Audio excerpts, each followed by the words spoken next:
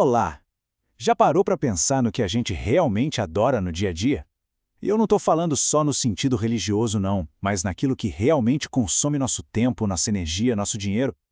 Hoje, a gente vai mergulhar a fundo no capítulo 4 do livro Pare em Nome de Deus, de Charlie Kirk, que fala exatamente sobre isso e tenta revelar os deuses ocultos da nossa cultura.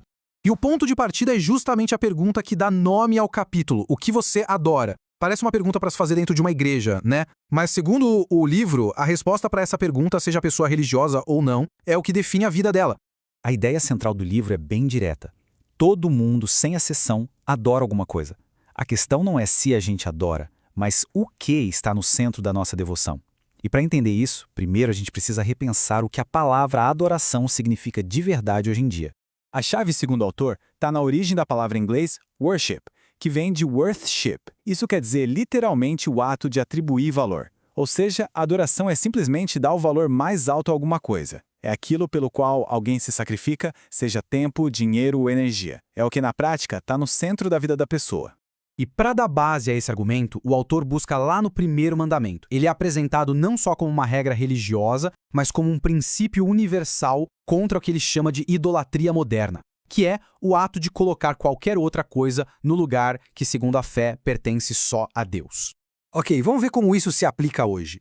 O livro defende que, conforme a sociedade se afasta da religião tradicional, esse espaço não fica vazio. Pelo contrário, ela cria novos deuses, novas religiões substitutas para preencher essa necessidade que o ser humano tem de adorar. E essa citação do livro resume a questão perfeitamente. A necessidade de adorar é vista como algo inevitável, que faz parte da gente. Se essa adoração não for direcionada ao Criador, ela simplesmente vai encontrar um novo alvo, por mais que esse alvo não seja o ideal. E quem são esses novos ídolos? O livro lista vários. Começa com a adoração do eu, onde o indivíduo vira o centro de tudo. Depois vem o cientificismo, que é a fé de que a ciência é a única verdade que existe. A política, que para muitos vira a identidade principal. O consumismo, aquela busca sem fim por mais coisas. E o autor argumenta que até movimentos como o antirracismo e a adoração da terra, quando levados a extremos, podem se tornar espécies de religiões seculares. Vamos olhar mais de perto o primeiro grande ídolo que o livro discute: a obsessão moderna por si mesmo. O autor dá um nome bem visual para isso: a religião da selfie. A análise aqui é que a gente vive numa cultura obcecada em documentar, editar e promover a própria imagem. De acordo com o livro, as redes sociais não só fizeram a autoobsessão parecer normal, como a transformaram numa virtude, quase um ato de devoção constante no altar do eu. E qual é o resultado disso? O livro cita dados bem preocupantes do CDC, mostrando um aumento de 57% nos sentimentos de tristeza persistente entre garotas adolescentes. O autor faz uma ligação direta entre essa crise de saúde mental e o crescimento dessa cultura de autoexposição e comparação o tempo todo. Então, qual é a resposta do livro a essa cultura de autoadoração? É um chamado à humildade. Essa citação da Bíblia é usada para criar um contraste entre o orgulho, que é promovido pela religião do eu, e a graça que, na fé cristã, se encontra na humildade. Mas a obsessão pelo eu é só o começo. O livro aponta outros deuses modernos bem poderosos que disputam a nossa devoção. Vamos analisar 3 deles: o cientificismo, a política e o consumismo. E aqui tem uma distinção que o livro faz questão de deixar bem clara. Uma coisa é a ciência, que ele elogia como uma ferramenta incrível para a descoberta.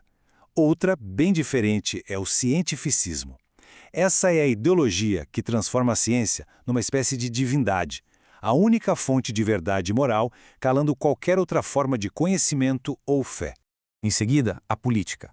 O argumento do livro é que, para muitas pessoas, o partido político virou a identidade principal.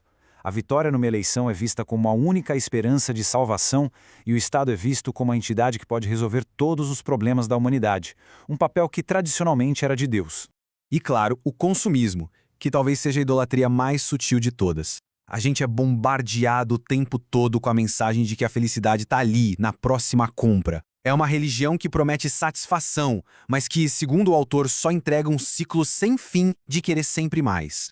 E esse versículo é apresentado como o aviso final sobre isso.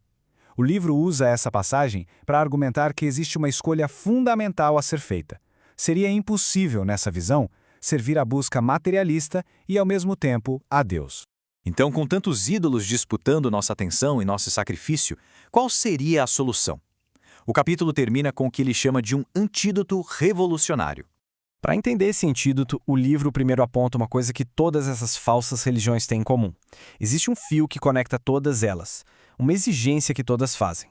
E é isso. O problema central, de acordo com a obra, é que a adoração do eu, da política, do consumo, todas elas exigem um esforço que não acaba nunca. Elas mantêm a pessoa numa esteira de trabalho, de vigilância, de compras, de postagens. Elas nunca dão descanso de verdade. Elas simplesmente esgotam.